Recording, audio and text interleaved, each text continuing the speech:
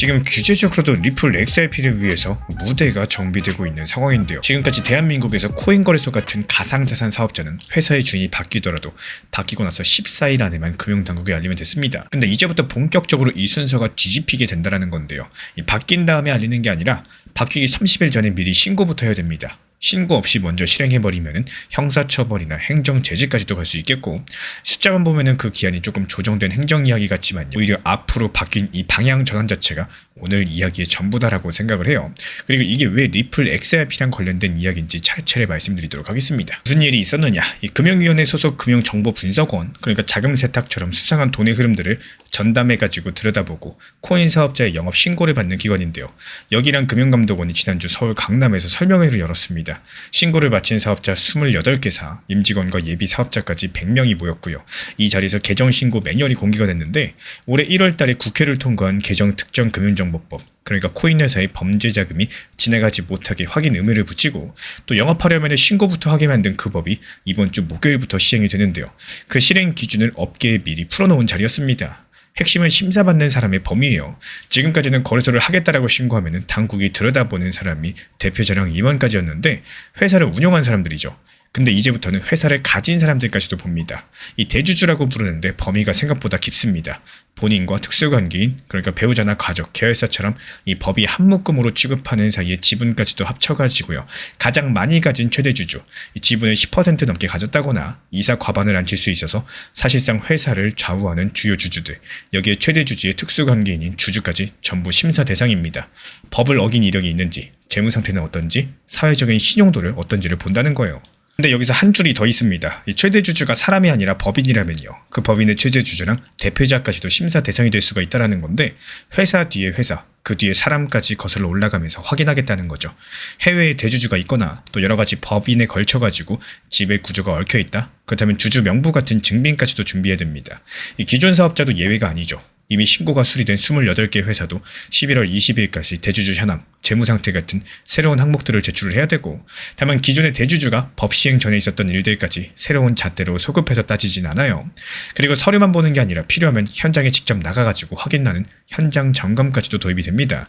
이 자금 세탁 방지 업무 인력들은 원칙적으로 4명 이상 둬야 되고, 고객 정보를 다루는 전산 설비는 국내에 있어야 되고요.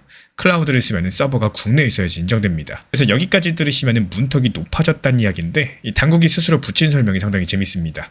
이번 개정이 국제자금세탁방지기구 FATF의 권고, 유럽의 미카, 미국에서 논의 중인 클래리티 법안 같은 주요 국가의 규제 방향과 궤를 같이 한다라고 밝혔거든요.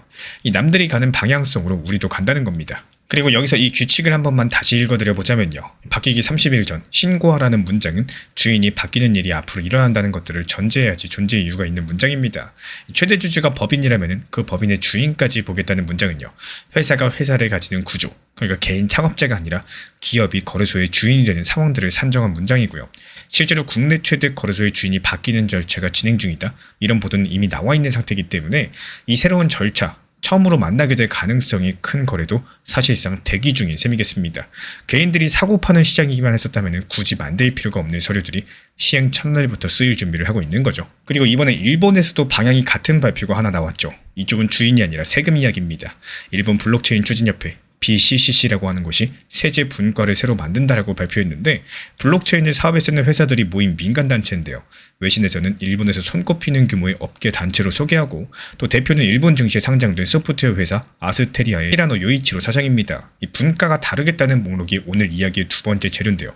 암호자산과 스테이블코인, 그리고 회사 대신 미리 짜인 프로그램이 굴리는 코인 금융 서비스인 디파이까지도, 이걸 기업이 결제했을 때, 송금했을 때, 자금을 조달할 때, 자산을 운용할 때, 직원 보상으로 지급할 때, 이 5가지 상황에서 생기는 세무 문제를 정리하겠다는 겁니다. 손익을 언제 잡을지, 자산 가치는 어떻게 매길지, 신고 기준은 뭘로 할지를 논의해서 일본 국세청과 금융청에 제도 개선과 지침을 제안하는 게 목표고, 그 다음 달 15일에 도쿄에서 출범 행사까지도 예고가 되어 있습니다. 그렇다면 이게 중요한데요. 왜 하필 지금 이 시점 이걸 만들고 있을까요? 일본의 회사가 들고 있는 코인 문제는 이미 손을 봤습니다. 원래 일본 법인 같은 경우는 연말 결산 때 코인을 안 팔아도 그날 시세로 이득을 계산해서 법인세를 무는 기말 시가평가라는 방식이기 때문에 이 사실상 코인을 보유하기가 정말로 어려웠었는데요. 이게 2023년 개정에서 자기가 발행한 코인을 2024년 개정에서는 남이 발행한 코인이라도 계속해서 보유 조건이 붙는 경우를 이 시가평가에서 빼줬습니다. 그래서 2년 연속으로 이렇게 진행이 된 건데요. 그러니까 가지고 있을 때의 세금은 풀렸는데 쓸 때의 세금, 결제로 받으면 어떻게 적고 보상으로 주면 어떻게 되는지 이런 실무 기준들이 아직 비어있는 상황이고, 협회 설명으로 봤을 때는 바로 이런 것들 때문에 기업들이 시장에 못 들어오고 있다는 겁니다. 그래서 한국과 일본 양쪽의 큰 그림을 보면요, 이 대한민국은 이 시장을 소유할 자격을 심사하는 서류를 만들었고, 일본은 이 시장을 사용할 때의 비용을 계산하는 서류를 만들기 시작을 했습니다. 그 각도는 다른데 문장이 향하는 대상이 같다는 거죠. 개인 투자자가 아니라 법인, 기업입니다. 심사 항목도 세무 목록도 전부 회사의 언어로 쓰여 있으니까요. 이 두 가지 나라 모두 다 개인을 위한 정비, 그러니까 투자자 보호장치라거나 개인 과세 논의는 이미 한 차례씩 지나왔었고, 이제 남은 영역이 법인 쪽이라는 순서까지도 겹치게 됩니다. 그렇다면 여기서 XRP는 어디에 있을까요? 이 대한민국에서 XRP는 원화 시장에서 거래가 가장 많이 몰리는 코인 축에 들고 있죠. 거래소의 주인과 재무와 전산까지도 금융회사 수준으로서 검증되는 시장은 법인 돈, 기관 돈이 들어올 때 요구되는 신뢰 조건이 갖춰지는 시장이고, 그 시장의 대표 거래 종목 입장에서 어떨까요? 이번 뉴스는 시세가 아니라 거래되는 무대의 조건이 정비되는 이야기입니다. 상당히 중요한 얘기라는 거죠. 두 번째로 일본 세제분과의 5가지 목록 안에 송금과 결제가 들어있죠. 일본에서 송금이라는 용도를 코인으로 가장 오래 미뤄온 것이 리플과 손잡은 일본의 대기업 SBI이고, 그리고 우리 채널에서 이 내용에 대해서 많이 다뤄왔어요. 기업이 코인으로 송금하고 결제할 때 세무가 정리된다는 건요, 그 용도로 쓰이는 코인의 기업 채택에서 걸림돌 하나가 줄어든다는 일입니다. 결국에 우리나라는 이번 시행 이후에 11월 20일 제출 마감까지 기존 28개사의 대주주, 재무가 한 차례 걸러지고요. 그 뒤로 거래소 지분이 움직이는 거래는 전부 30일 사전 신고라는 절차 위에서 진행됩니다. 요건을 맞추지 못하는 곳들은 정리가 되고, 주인이 검증된 거래소 중심으로 재편되는 쪽, 일본은 다음 달 분과 출범 뒤에 회원사 사례를 모아가지고 연말부터 내년으로 이어지는 세제 개정 흐름에 국세청, 금융청 제안으로 올리는 수순, 이렇게 보는 근거는 총 3가지입니다. 이 대한민국 규칙이 사후 확인해서 사전심사로 설계 방향 자체를 바꿨고, 지금 당국이 주요국 기준을 명분으로 직접 들었다는 점, 일본은 보유과세를 2회 연속 고쳐가지고 온 흐름이 있기 때문에 이 실무 기준 정리가 그 다음 순서로 자연스럽다는 거, 그리고 이 두 나라 모두 남은 정비 영역이 법인 쪽이라는 점입니다. 이 법인 같은 경우는 상당한 자금 조달이 가능하겠죠. 그렇다라는 것은 XRP에게도 상당한 자금들이 몰려들 수 있다는 의미겠고, 결국에 우리나라 같은 경우는 코인 거래소 주인을 바뀌기 30일 전에 미리 심사하는 나라가 됩니다. 또 일본 같은 경우는 기업이 코인을 사용할 때 세금을 정리할 민간 분과를 출범시켰습니다. 이 양쪽 국가의 서류가 나란히 개인이 아니라 법인을 향해서 쓰이기 시작했다는 거, 이게 바로 오늘의 핵심이고, 우리 구독자분들께서는 어떻게 생각을 하시나요? 이번 심사 확대가 오히려 암호화폐 시장을 축소시킬지, 아니면 더 큰 돈이 들어오기 위해서 확장할지, 그리고 그 돈은 과연 리플 XRP 쪽으로 몰릴 수 있을지 자유롭게 의견들 남겨주시고, 시행 이후에 처음으로 주인이 바뀐다는 사전 신고를 받는 회사가 어디인지 이게 확인되는 대로 다음 영상에서 말씀드리도록 하겠습니다. 지금부터 상당히 중요합니다. 이거 집중해서 들어주셔야 돼요. 지금 많은 분들께서 리플 XRP 급등 나오니까 어떻죠? 지금 매도해야 되나 아니면 더 보유해야 되나, 이 두 가지에 대해서 망설이고 어떻게 될지 이 방법 자체를 모르고 고민하고 문의 주시는 분들이 정말 많아졌습니다. 근데 이 내용 자체가 제가 영상 통해서 매번 말씀을 드리고 있는 내용임에도 불구하고 이 문의를 주고 계신 분들이 많이 계세요. 그래서 다시 한번 강조를 드려보도록 하겠습니다. 먼저 첫 번째, 이 메인 비중에 대해서는요, 이 장기적으로 보면서도 일부 비중은 단기 고점 그리고 단기 저점에 대해서 잘 살려나갈 수 있는 원칙 매매 활용하셔라 말씀드려요. 여기서 만약에 나는 바쁘고 신경 쓰기 싫고 이 투자 심리 흔들리기 싫다, 이런 분들의 공통점 자체가 궁금하고 답답해가지고 업비트, 빗썸을 매일매일 거의 10분, 5분 단위로 계속해서 보고 있는데, 지금 사실상 팔기 아까워가지고 이게 바쁘고 신경 쓰기가 싫은 거지, 단기 고점에 목표가 걸어놓으세요. 그리고 단기 저점에 매수 타점 걸어놓는 거, 이거 1분도 안 걸립니다. 쉽게 설명드리지만 이 리플 정보방에서도 이렇게 안내를 도움드리고 있는데요. 그래서 여기에 대해서 우리 구독자분들 정말 쉽게 리플 정보방 통해서 안내 도움드리고 있는 상황이죠. 실제로 리플 XRP의 순간적인 급등이 나온 순간 이 구간 전에 2,300원이라는 단기 고점에 대한 목표가를 미리미리 말씀을 드렸습니다. 기본적인 리플 XRP 차트, 기술력 발표, 여러가지 호재들, 그리고 심리적인 고점 부근 구간에 이렇게 매도를 미리 걸어놓은 이유는요, 상승이라는 파도가 찾아오면 그 다음은 주춤할 거고 또 내려오는 이 하락 구간이라는 게 반드시 존재하고 있기 때문입니다. 그리고 이런 것들은 예상할 수가 있기 때문이에요. 8월 22일 어땠습니까? 2,300원 단기 고점에서 목표가 정확하게 실현하면서 보시는 것처럼 분할 매도에 성공을 했습니다. 그리고 여기서 추가적인 상승 구간이 나올 때마다 어땠죠? 다시 한번 또 매수 진입을 하게 되는 건데요. 2,300원 라인에서 팔고 나와가지고 다시 리플 XRP가 하락했었죠. 그때 2,100원에 미리미리 매수하셔라. 이 지정가 매수를 통해서 걸어놨습니다. 그러면은 업비트 차트 볼 필요 있어요, 없어요? 없죠. 어렵게 생각하시면은 끝도 없이 어려워지는 시장이고, 그냥 내가 단순하게 생각하시면은 정말로 신경 안 써도 되고 투자 심리 흔들릴 필요가 없는, 그냥 계속 수익 볼 수 있는 정말 좋은 시장입니다. 몰빵으로 리플 들어가고 내가 들어가 있는 시간이 아깝고 매수했던 매수 가격이 높다, 뭐 그렇다라고 해가지고 이런 것들을 기준으로 삼아버린다? 그렇다면 어떻게 될까요?